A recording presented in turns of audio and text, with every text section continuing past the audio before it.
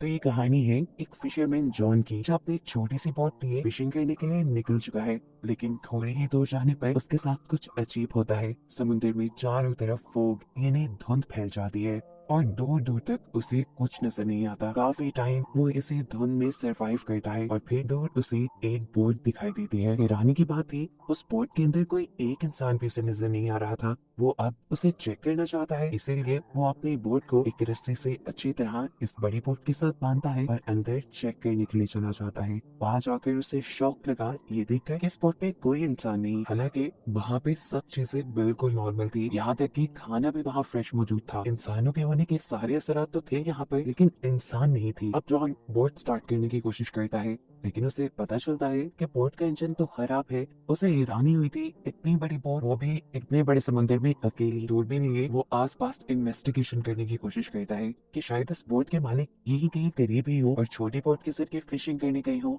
लेकिन धुंध इतनी थी कि उसे कुछ नजर नहीं आया। अब जॉन वापस कंट्रोल रूम के अंदर जाता है और वहाँ से रेडियो मैसेजर ऑन करके हेडक्वार्टर में मैसेज देता है कि ये एक बोट यहाँ समुद्र में फंसी हुई है, अगर कोई मुझे सुन रहा है तो प्लीज मुझे जवाब दे। ये सब करने के बाद उसने फैसला कर लिया था कि वो तो अपनी ही बोट में जाएगा। और जैसे ही वो ऊपर आया तो ये देखकर हैरान हो गया कि उसकी बोट वहाँ से गायब हो चुकी थी। हालांकि उसने बोट को अच्छे तरीके से बांधा भी था। उसकी अपनी बोट के गायब होते ही एक और अजीब काम उसके साथ ये हुआ कि यहाँ से सारी धुंध भी हट गई, आसमान बिल्कुल साफ हो गया। दोपहर का वक्त था, वो अब इसी शिप में वापस आ गया। अब क्योंकि वो खुद इस बोट में फंस चुका था, इसलिए वो मैप के जरिए अपना रास्ता ढूंढने की कोशिश करता है और ये पता चलाने की कोशिश करता है कि अब वो है कहाँ और उसे अपने घर वापस जाने के लिए कौन सा रास्ता लेना होगा। मसला एक और भी था ना, इस बोट का इंजन भी खराब था। अगर उसे अपनी जान बचानी थी तो किसी तरह इस बोट को चलाना था। वो अब इंजन ठीक करने की कोशिशों में लग जाता है। इसी बोट से टूल बॉक्स ढूंढता है और थोड़ी ही देर की कोशिश के बाद वो इसके इंजन को ठीक करने में कामयाब हो भी गया। ये उसके लिए बहुत बड़ी अचीवमेंट थी। अब बोट काम कर रही थी, वो इस बोट को कहीं भी ले जा सकता था, लेकिन रास्ता जो समझ आए, इसलिए वो दोबारा कंट्रोल रूम से कांटेक्ट करता है, लेकिन कोई भी उसे जवाब नहीं देता।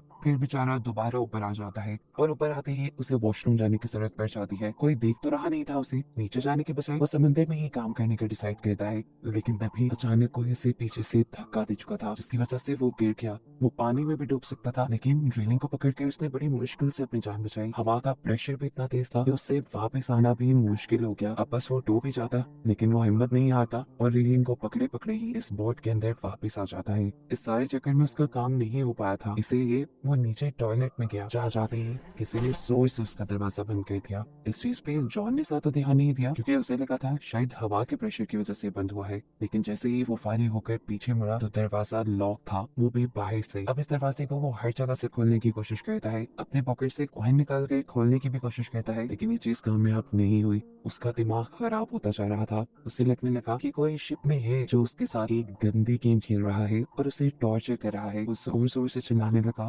प्लीज जो भी हो खोल दो ये दरवाजा, मैं यहाँ किसी चोरी के मकसद से नहीं आया था, मेरा यकीन मानो, मैं तो सिर्फ चेक करने आया था। उसका इतना सब कुछ कहने के बावजूद भी किसी ने उसकी बात का कोई जवाब नहीं दिया। अब उसे जो भी करना था खुद ही करना था। वो यहाँ कैबिन खोलता है तो एक शॉकिंग चीज उसे ये दिखाई देती है कि कैबिन के अंदर खून लगा था। थी तो ये डरा देने वाली बात, लेकिन वो ध्यान नहीं देता और यहाँ से कैंची निकाल कर दोबारा दरवाजा खोलने की कोशिश करता है और एक और मर्तबा नाकाम हो जाता है। अब ये बोर्ड भी लगातार चल रही थी। जॉन उकता चुका था। अचानक उसे ऊपर विंडो दिखाई देती है, जिस विंडो से निकलकर वो आसपास देखता है तो दूर उसे कार्गो शिप आती दिखाई देती है। उसने देखा कि कार्गो शिप की डायरेक्शन बिल्कुल उसकी शिप की तरफ है। अगर कार्गो शिप यहाँ आएगा उसकी शिप तबाह हो जाएगी और वो मर जाएगा। अपनी जान बचाने के लिए वो कार्गो शिप को कोई सिग्नल देना चाहता था, पर कैसे देता? वो फंसा हुआ था यहाँ पर। अपनी शीट निकाल कर वो कार्गो शिप को सिग्नल देता है, लेकिन कार्गो शिप का कोई भी इंसान उसे देख नहीं पाया। अब उसे किसी तरह अपनी जान बचानी थी तो अपनी इस शिप को रोकना था,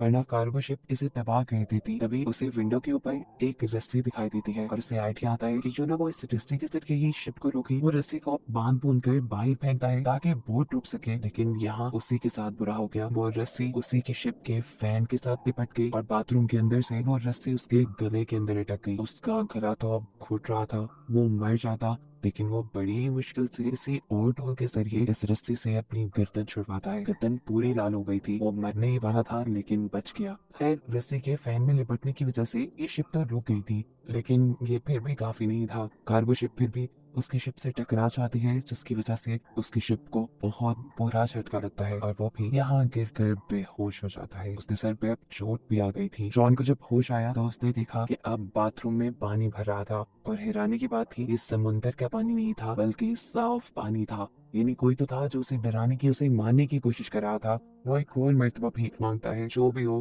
प्लीज छोड़ दो मुझे, लेकिन कोई उसकी सुन ही नहीं रहा था। उसे भूख और प्यास भी लगी थी, उसकी ताकत भी कम हो गई थी। पानी पीने के लिए वो वॉशरूम का ही शॉवर यूज करता है तो देखता है कि पानी खत्म हो चुका था। नचार वो जब फर्श से पानी उठाकर पीने लगता है तो उसे पता चला कि अब ये पानी नमकीन था, ये नहीं समंदर का पानी था। और ऐसे वो जान गया कि उसकी बोट के अंदर कोई होल हो गया है, कोई सुराख हो गया है, जिससे समंदर का पानी बोट के अंदर आ रहा है और अब जल्दी ये बोट डूब जाएगी। वो दोबारा कोशिश करता है इस दरवाजे को खोलने की, लेकिन ऐसा लग रहा था कि किसी ने दरवाजा बाहर से बंद किया हुआ है। रात भी हो चुकी थी और जब बोट के ऊपर का सीन दिखाया जाता है तो पता चलता है कि इस बोट को कोई चला रहा था जो इनविजिबल है, नजर नहीं आ रहा। जरूर वो कोई इवल क्रिएचर है। पानी भी भर भर के काफी ऊपर आ गया था और इसी सदमे में जॉन को नींद भी आ गई। रात हुई तो समुद्र में तूफान आ गया। तूफान की वजह से बोट का भी बहुत नुकसान हुआ और जॉन को भी बहुत चोट आई। सुबह जब उसकी आंख खुली तो पानी का लेवल इतना बढ़ चुका था कि सिर्फ उसका चेहरा ही बाहर था। अब तो उसने मान लिया था कि वो थोड़ी ही देर में मर जाएगा, लेकिन तभी उसे क्लिक की आवाज आई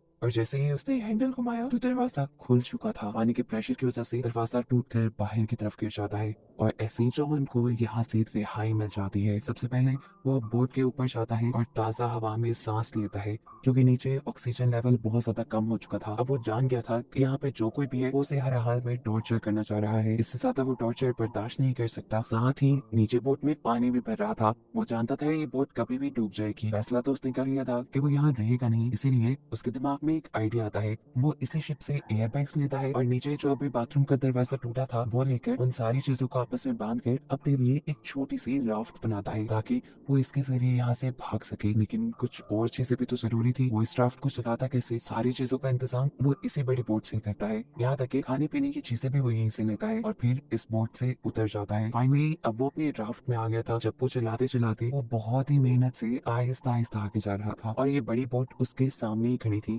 घंटों गुजर जाते हैं, वो भी ज्यादा सफर तय नहीं कर पाता और देखता है कि वो बोट भी वैसे की वैसे ही खड़ी है जिसके बारे में उसे लग रहा था कि वो 5 से 10 मिनट में डूब जाएगी। अगर वो अभी तक नहीं डूबी तो इसका मतलब है कि वो डूबेगी नहीं। यही सोचते हुए उसके दिमाग में आइडिया आता है कि क्यों ना जाकर इसी बोट के लीकेज सिस्टम को ठीक कर दूं, ऐसे मैं भी आराम से उसी बोट में सफर कर पाऊंगा। ये सोचते हुए वो इस बोट पे वापस आता है। सबसे पहले बोट की लीकेज ठीक करता है और फिर एक पंप बनाता है जिससे कि बहुत ही आसानी से बोट में मौजूद सारा समुद्र का पानी समुद्र में वापस आ चुका था। लीकेज खत्म करने और पानी निकालने के बाद इस बोट में जितनी भी प्रॉब्लम्स थी उसने वो सारी प्रॉब्लम्स ठीक कर दी और इस बोट को बाहर से भी रिपेयर कर दिया ताकि आगे कोई मसला ना हो सफर में। ये सब करने के बाद वो दोबारा रेडियो के जरिए मदद बुलाने की कोशिश करता है, लेकिन इस मरतबा भी जब उसे कोई जवाब नहीं मिला तो नाचार वो अब बोट के ऊपर आ गया। उसके पास मैप था। वो दोबारा रास्ता ढूंढने की कोशिश करता है और इस बोट को चलाता है, लेकिन एक और मरतबा ये बोट उसे धोखा दे देती है और चलती ही नहीं। वो बोट बिल्कुल स्टिल हो गई थी, वही पानी में रुक गई थी और ये चीज उसे टेंशन में डाल गई। अब वो बिल्कुल तंग आ चुका था। इतने में ही उसे दूर एक और शिप आती दिखाई देती है और वो जल्दी से अपनी जान बचाने के लिए अपनी ही बनाई हुई छोटी सी राफ्ट के जरिए उस दूसरी शिप पे जाने का फैसला करता है। और जैसे ही वो अपनी राफ्ट लेकर उसके लिए निकलता है तो ये शिप खुद ब खुद चल जाती है और इतनी तेजी से उसका पीछा करने लगती है कि उसे लग रहा था कि ये शिप उसे कुचल कर मार ही देगी। वो अपनी स्पीड और बढ़ा देता है, लेकिन कोई फायदा नहीं था क्योंकि उस बड़ी शिप ने अपनी स्पीड और भी ज्यादा तेज कर ली थी। और इससे पहले कि अब ये शिप उसे टकरा जाती, वो अपनी राफ्ट के ऊपर से जंप कर देता है और तैरते हुए दूसरी पोर्ट तक जाने का डिसाइड करता है। लेकिन इतने में वो दूसरी पोर्ट जा चुकी थी और ये देखकर वो समझ गया कि इस बोट पे कुछ तो इवन है जो उसे अपने से दूर नहीं जाने दे रहा। उसने सोच लिया था कि चाहे वो पानी में मर जाएगा लेकिन उस बोट में नहीं जाएगा। शाम होने तक वो पानी में ही तैरता रहा, लेकिन अब पानी का टेम्परेचर बहुत ज्यादा गिर गया था। पानी बहुत ठंडा था और नीचे डॉल्फिन्स भी थी। अब सर्दी से बचने के लिए वो दोबारा बोट पे आ जाता है। तबीयत उसकी इतनी खराब हो गई थी कि उसने कुछ नहीं सोचा और जाकर ब्लैंकेट लेके रूम में सो गया। सुबह में जब उठा तो उसने दोबारा यहाँ से बाहर निकलने का फैसला किया, लेकिन अब उसके रूम का दरवाजा भी बंद हो गया था। वो बुरी तरह फ्रस्ट्रेट हो गया। उसके साथ ये हो क्या रहा था वो समझ ही नहीं पा रहा था। तभी उसे यहाँ पे एक छोटा सा कैबिन नजर आता है, जिसे खोलने पे उसने देखा कि ऊपर से एक रास्ता है, एक रोशनदान है जो खोल के वो यहाँ से बाहर जा सकता है। वो अब उस कैबिन के अंदर चला गया जो जगह बहुत छोटी थी। असल में वो एक स्टोरेज एरिया था। इस स्टोरेज एरिया के जरिए वो जितनी भी बार यहाँ से ऊपर चढ़ने की कोशिश करता था नीचे गिर जाता था। ऐसे उसको कई चोटें आ गई थी, लेकिन उसने हार नहीं मानी और दोबारा ऊपर चढ़कर उस रोशनदान को खोलने की कोशिश की, लेकिन वो भी बिल्कुल नहीं खुल पाया उससे। ऐसा लग रहा था जैसे वो सील हो गया हो। इस जगह का अब ऑक्सीजन लेवल भी बहुत कम हो गया था। कैबिन का दरवाजा भी नहीं खुल रहा था जिससे वो रूम में वापस चला जाए। एक और मर्तबा उसने ये बात मान ली थी कि वो मर जाएगा। ऑक्सीजन की कमी से इससे पहले कि वो बेहोश हो जाता, दोबारा क्लिक की आवाज आती है और कैबिन खुल जाता है। कैबिन के खुलते ही वो फौरन बोट से बाहर आया। जहाँ आने पर उसने देखा कि बोट एक छोटे से आइलैंड पे आ रही थी, और ये देखकर उसे हौसला हुआ। उसकी सांस में सांस आई कि चलो अब इस एवल बोट से तो जान छूटेगी। अब बोट जैसे ही आइलैंड के किनारे पे पहुंचती है, जॉन भी फौरन इस बोट से उतर जाता है। उसे लग रहा था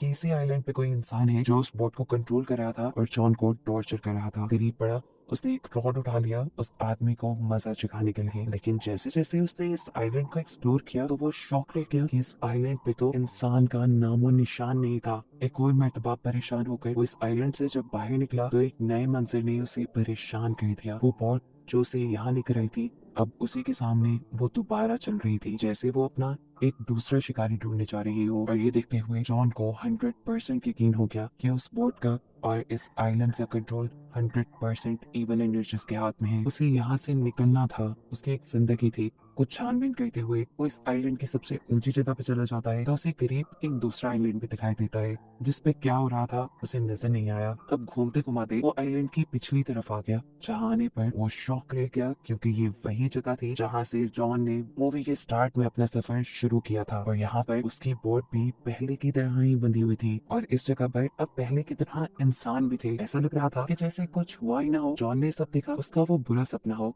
लेकिन वो सब जॉन के साथ हकीकत में हुआ था। उसकी बोट यहाँ तक कौन लेकर आया था, और इस आइलैंड की हकीकत क्या थी? जॉन के साथ जो कुछ हुआ था उसके पीछे किस चीज का हाथ था, ये मूवी में नहीं बताया जाता। और मूवी इन्हीं सवालों के साथ यहीं पर खत्म हो जाती है।